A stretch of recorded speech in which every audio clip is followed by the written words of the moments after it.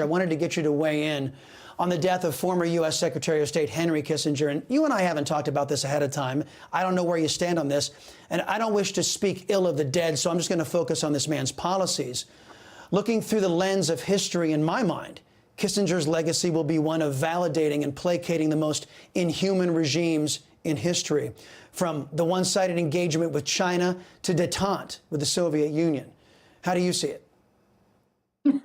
Well, I don't know if you know this, but Henry Kissinger was my first boss, and I worked for Kissinger in the White House Information Room on the National Security Council as his young, junior-most aide in the Nixon and Ford administrations. And he started as my first boss, and he became a mentor, and in the end, he became a very close personal friend over the years. I was asked to do his only oral history, which I did.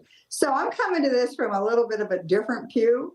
I think that Kissinger had a brilliant, especially from his era. I mean, if you go back and, like you say, détente with the Soviet Union, for example, well, in 1969, when Kissinger came into office with the Nixon administration, we were just a few years after the Cuban Missile Crisis, when we had almost gone to nuclear war with the Soviet Union. So for Kissinger to pursue a détente policy and arms control negotiations, which he did, made a lot of sense at the time. Now, fast forward to the Reagan administration, and the Cold War could have been, we were able to win the war by bankrupting the Soviet Union. But at the time, Kissinger, I think, did a very wise policy.